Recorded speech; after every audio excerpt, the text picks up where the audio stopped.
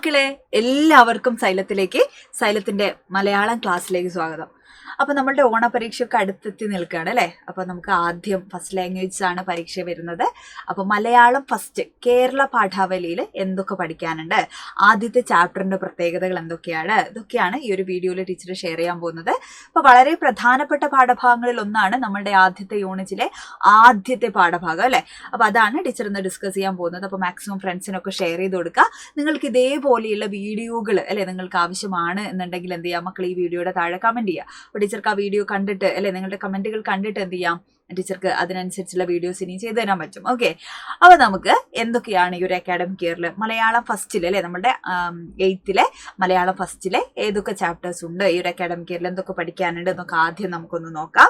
അപ്പൊ നോക്കൂ നിങ്ങൾ, ഇത്രയും യൂണിറ്റുകൾ 5 യൂണിറ്റുകൾ ഉണ്ട് നമുക്ക് മൊത്തത്തിൽ നമുക്ക് ഈ അക്കാഡമിക് ഇയറിൽ പഠിക്കാനുള്ളത്. അതിൽ ആദ്യത്തെ 2 യൂണിറ്റിൽ നിന്നാണ് നമുക്ക് ആദ്യത്തെ നമ്മുടെ ഓണപരീക്ഷ പാദവാർഷിക പരീക്ഷ നമുക്ക് ആദ്യത്തെ ഒരു 2 യൂണിറ്റുകളിൽ നിന്നുള്ള പാഠഭാഗങ്ങളാണ് ഉള്ളത്.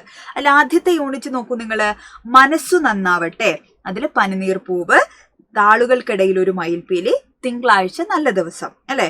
രണ്ടാമത്തെ യൂണിറ്റ് കലയുടെ വേരുകളാണ്, കരിവിളക്കിൻ തിരുനാളം, പാടി വീടാത്ത കടങ്ങൾ, ലണ്ടൻ ബത്തേരിയിലെ കാഴ്ചകൾ. ഇതിൽ പാടി വീടാത്ത കടങ്ങൾ വരെയാണ് നമുക്ക് പരീക്ഷയ്ക്ക് ഉണ്ടാവുക. മൂന്നാമത്തെ യൂണിറ്റ് ഒന്നല്ലി നാം അല്ലെ, അതിൽ നിങ്ങൾ ഓർക്കുക, ബ്രേക്കിംഗ് ന്യൂസ്, സ്വപ്ന ചിറകുകൾ. ഇത്രയും പാഠങ്ങളാണ് മൂന്നാമത്തെ യൂണിറ്റിലുള്ളത്. മൊഴിമുത്തുകളാണ് 4ാമത്തെ യൂണിറ്റ്. അതിൽ മൊഴിയഴക്, മൊഴിയാഴം, എന്റെ ഭാഷ, ഇത്രയുമാണ് 4ാമത്തെ യൂണിറ്റ്. 5ാമത്തെ വിത്തും വിത്തവും എന്ന് പറയുന്ന യൂണിറ്റ് ആണ്. അതിൽ കപ്പപ്പാട്ടിന്റെ കഥ, കപ്പ വാട്ടിന്റെയാണ്, കപ്പപ്പാട്ടിന്റെ അല്ല കപ്പ വാട്ടിന്റെ കഥ എന്നാണ്.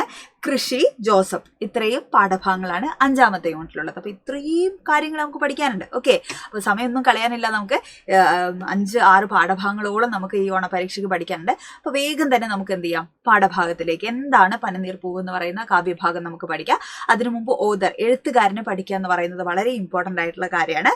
അപ്പൊ ഉള്ളൂരിനെ അറിയാത്തവരായിട്ട് ആരും ഉണ്ടാവില്ല അല്ലെ. നമ്മുടെ ആധുനിക കവിത്രയം ആശാൻ ഉള്ളൂർ വള്ളത്തോൾ അല്ലെ, നമുക്ക് എല്ലാവർക്കും അറിയാം. ആധുനിക കവിത്രയത്തിൽ ഉൾപ്പെടുന്ന കവിയാണ്. ഒരുപാട് പ്രധാനപ്പെട്ട കവിതകൾ എഴുതിയിട്ടുണ്ട്. കവിയാണ്, സാഹിത്യകാരനാണ് അല്ലെ, ഭാഷാ ചരിത്രകാരനാണ്, ഗവേഷകനാണ് അദ്ദേഹം അല്ലെ. ഗവൺമെന്റ് ജോലി ചെയ്തിട്ടുള്ള ആളാണ്, പത്രാധിപരാണ്, നിരൂപകനാണ്. ഇങ്ങനെ ഒരുപാട് മേഖലകളിൽ അറിയപ്പെടുന്ന ആളാണ് ആര്, ഉള്ളൂര്. പൂമ കേരളം പോലെ അല്ലെ, കേരള സാഹിത്യ ചരിത്രം 6 വോള്യങ്ങളിലായിട്ടാണ് കേരള സാഹിത്യ ചരിത്രം ഉള്ളത്. ഒരു പ്രധാനപ്പെട്ട മലയാള ഭാഷയിലെ പ്രധാനപ്പെട്ട ഒരു പഠന ഗ്രന്ഥം കൂടെയാണ് കേട്ടോ. പിന്നെ പിങ്കള അല്ലെ, കൽപ്പശാഖി, അതേപോലെ നവയുഗം അല്ലെ, പിന്നെ കർണഭൂഷണം, താരാഹാരം, തരങ്കിണി അല്ലെ, അമൃതധാര, അമ്പ എന്നൊക്കെ പറഞ്ഞ ഒരുപാട് കൃതികൾ എഴുതിയിട്ടുണ്ട്, നമ്മളുടെ ഉള്ളൂർ എഴുതിയിട്ടുണ്ട്. എല്ലാം പ്രധാനപ്പെട്ട കൃതികളാണ് കേട്ടോ. അപ്പൊ ഇങ്ങനെ ഭാഷ ഉജ്ജ്വല ശബ്ദാഢ്യൻ എന്നൊക്കെ അറിയപ്പെടുന്ന കവി കൂടെയാണ്. അപ്പോൾ അത്ര മനോഹരമായിട്ടുള്ള പദങ്ങൾ, കടിച്ചാപ്പൊട്ടാത്ത പദങ്ങൾ ഉപയോഗിച്ച് കവിതകൾ എഴുതിയിരുന്ന ആളാണ്. അതോടൊപ്പം തന്നെ കാക്കേ കാക്കേ കൂടെവിടെ, ഇങ്ങനെ ലളിതമായുള്ള കവിതകളും എഴുതിയിട്ടുണ്ടാര് ഉള്ളൂര്. ഓക്കെ, അപ്പൊ അങ്ങനെ ഒരുപാട് പ്രത്യേകതകളുള്ള ഒരാളാണ് ഉള്ളൂർ എന്ന് മക്കൾ എന്ത് ചെയ്യാം, ആലോചിക്കാം. ഇനി നമുക്ക് പാഠഭാഗത്തിലേക്ക് കടക്കാം അല്ലെ. പാഠഭാഗത്തിന്റെ തുടക്കത്തിൽ ഒരു അനുബന്ധ വാക്യം ഇങ്ങനെ നമുക്ക് പുതിയ ടെക്സ്റ്റിലൊക്കെ ഉണ്ട് അല്ലെ. അപ്പൊ ഇവിടെ കൊടുത്തിരിക്കുന്ന പൂക്കള് ഇതളുകൾ അടർത്തി വീണ്ടും ചേർത്ത് വെക്കുമ്പോൾ പൂക്കളമാവുന്നു എന്ന് പറയാണ്. അതായത് പല പൂക്കൾ പല നിറങ്ങളുള്ള പൂക്കൾ ഇങ്ങനെ അടർത്തി മാറ്റി നമ്മൾ അത് ചേർത്ത് വെക്കപ്പെടുമ്പോൾ എന്ത് ചെയ്യുന്നു, അത് മനോഹരമായിട്ടുള്ള ഒരു പൂക്കളമായി തീരുകയാണെന്ന് പറയാണ് അല്ലെ. അപ്പൊ പ്രപഞ്ച ജീവിതത്തിന്റെ സൗന്ദര്യം എന്ന് പറയുന്നത് ഇതുപോലെ വ്യത്യസ്തമായിട്ടുള്ള കാര്യങ്ങളിൽ എന്ത് ചെയ്യുന്നു, മനോഹരമായിട്ടുള്ള സൗന്ദര്യം അല്ലെ. അപ്പൊ ഏകത്വം അല്ലെ, എല്ലാ വ്യത്യസ്തതയിലും ഏകത്വം കാണാനാവുക എന്ന് പറയുന്നത് വളരെ മനോഹരമായിട്ടുള്ള കാര്യമാണ്. മാനവികതയൊക്കെ മനസ്സിൽ അല്ലെ സൂക്ഷിക്കാൻ സാധിക്കുന്നു നമുക്ക് എന്നുള്ള പറയണം. അപ്പൊ പല നിറത്തിലുള്ള പൂക്കൾ അടർത്തി വീണ്ടും ചേർത്ത് വെക്കുമ്പോൾ എന്ത് ചെയ്യുന്നു, അത് മനോഹരമായിട്ടുള്ള പൂക്കളമാവുന്നത് പോലെ അല്ലെ. അങ്ങനെ പലതരത്തിലുള്ള മനുഷ്യരുണ്ടാവും, പല വൈവിധ്യങ്ങളായിട്ടുള്ള കാര്യങ്ങളുണ്ടാവും. അപ്പൊ അതൊക്കെ ചേർത്ത് വെക്കപ്പെടുമ്പോഴാണ്, എല്ലാവരും കൂടിച്ചേരുമ്പോഴാണ് എന്ത് ചെയ്യുന്നത്, മനോഹരമായിട്ടുള്ള അല്ലെങ്കിൽ ഭംഗി അല്ലെ, കുറെ കൂടെ ഭംഗിയാവുന്നത് എന്നാണ് ഇവിടെ അനുബന്ധ വാക്യത്തിൽ സൂചിപ്പിക്കുന്നത്. അപ്പോൾ നമ്മുടെ പനിനീർ പൂവ് എന്ന് പറയുന്ന കാവ്യഭാഗം നമുക്ക് നോക്കാം അല്ലെ. ടീച്ചർ ഒന്ന് വായിക്കാം ആദ്യം. അപ്പോൾ ഉള്ളൂരിനെ കുറിച്ചൊക്കെ നമ്മൾ പഠിച്ചു. അപ്പോൾ ഇവിടെ പനിനീർ പൂവ് അല്ലെ, ജീവിതത്തെ ഒരു പൂന്തോട്ടമായി ഉപമിച്ചു കഴിഞ്ഞാൽ അതിലുള്ള പൂക്കൾ അല്ലെ, ചെമ്പനീർ പൂക്കൾ, ഈ ഒരു പനിനീർ പൂവിനോട് മനുഷ്യ ജീവിതത്തെ തന്നെയാണ് എന്ത് ചെയ്യുന്നത്, കവി സൂചിപ്പിക്കുന്നത്. ആരും നിസ്സാരരല്ല അല്ലെ.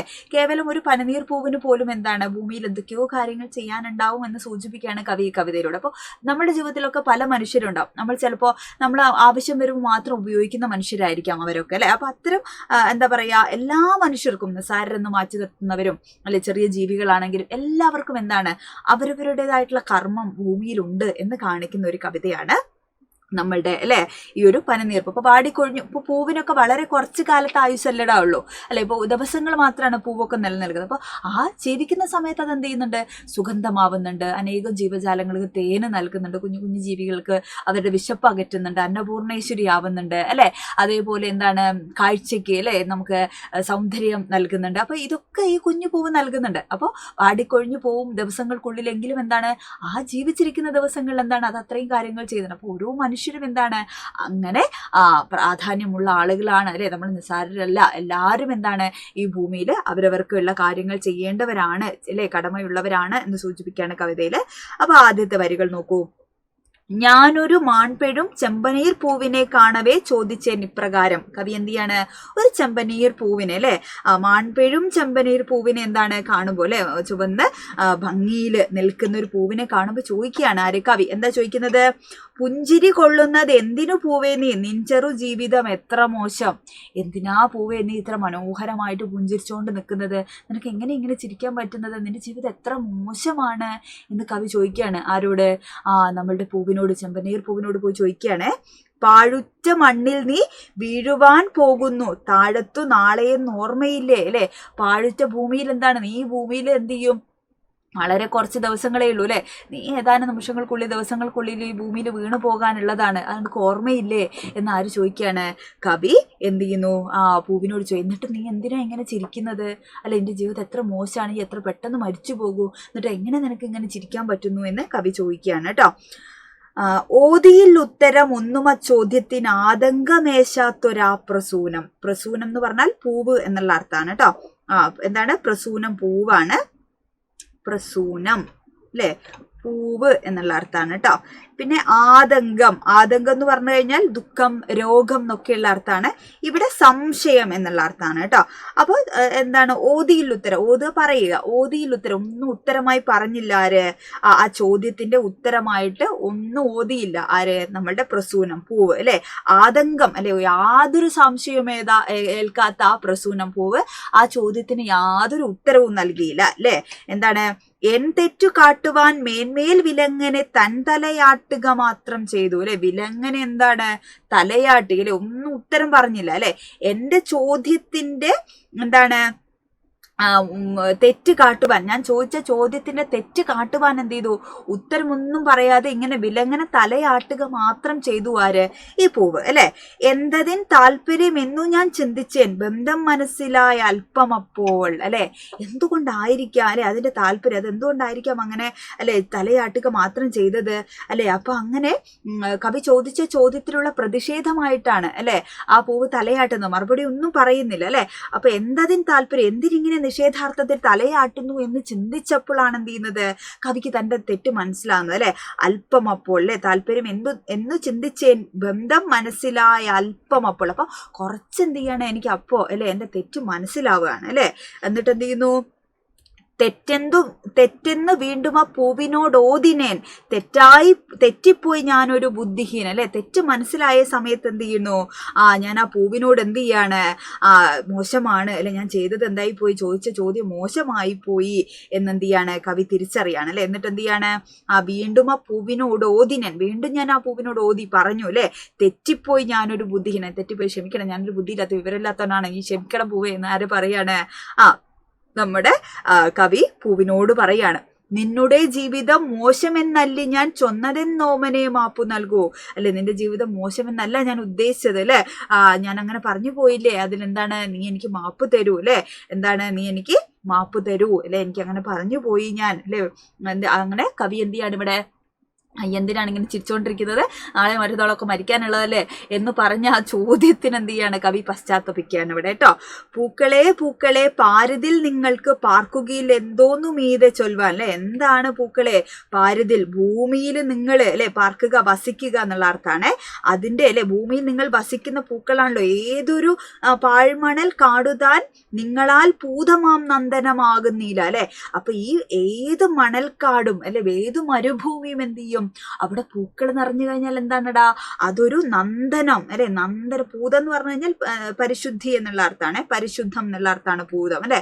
അപ്പൊ പരിശുദ്ധമായിട്ടുള്ള നന്ദനം ഉദ്യാനമാണ്, മനോഹരമായിട്ടുള്ള പൂന്തോട്ടത്തെയാണ് പറയുന്നത്. അപ്പൊ നിങ്ങൾ ഈ ഭൂമിയിൽ ജീവിച്ചിരിക്കുന്ന കാലത്ത് അല്ലെ പാരിതിൽ നിങ്ങൾക്ക് എന്താണ് പാർക്കുകയിൽ, നിങ്ങൾ വസിക്കുന്നതിൽ എന്തൊക്കെ കാര്യങ്ങളുണ്ട്. നിങ്ങൾ മരുഭൂമിയെ പോലും എന്ത് ചെയ്യും, മനോഹരമായ അല്ലെ പരിശുദ്ധമായിട്ടുള്ള ഉദ്യാനമാക്കി മാറ്റാൻ കഴിവുള്ളവരാണ് ആര്?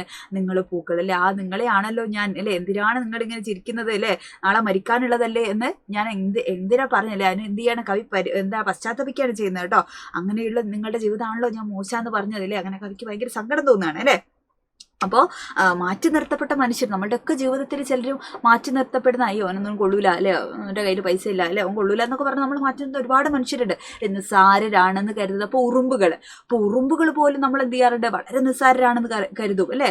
എന്താണ് വെറുതെ ഓടി നടക്കുന്ന ഉറുമ്പ്? ഏറ്റവും കൂടുതൽ അധ്വാനശീലമുള്ള അല്ലെ, ഏറ്റവും കൂടുതൽ സംഘബോധം അല്ലെ, ആ ഒരു കൂട്ടായ്മയിലൊക്കെ ഏറ്റവും മുൻപിൽ നിൽക്കുന്ന സൗഹൃദമൊക്കെ നമ്മൾ കണ്ടുപിടിക്കേണ്ട ആൾ ഉറുമ്പാണ്. അത്ര നിസ്സാരമായ ജീവി അല്ലെ. അതിങ്ങനെ നാളേക്ക് വേണ്ടി കരുതി വെക്കുന്ന കാഴ്ചകൾ നമ്മൾ കണ്ടുപിടിക്കണം. അപ്പോൾ നമ്മൾ നിസ്സാരരാണെന്ന് മാറ്റി നിർത്തുന്ന ഏത് ആളും, ജീവി ആയിക്കോട്ടെ മനുഷ്യനാവട്ടെ, എല്ലാവരും എന്താണ് അവരവരുടേതായ രീതിയിൽ ശോഭിക്കുന്ന ആളുകളാണ് എന്ന് കവിതയെ നമ്മളോട് പറഞ്ഞു വെക്കുകയാണ്. അപ്പോൾ കവിത തീർന്നിട്ടില്ല, വലിയൊരു കവിതയാണ്. അപ്പോൾ ഏറ്റവും പ്രധാനപ്പെട്ട ഭാഗമാണ് ടീച്ചർ എന്ത് ചെയ്തത്, വിശദമാക്കി പറഞ്ഞു തന്നിട്ടുള്ളത്. ക്ലിയർ ആയല്ലോ മക്കൾക്ക്?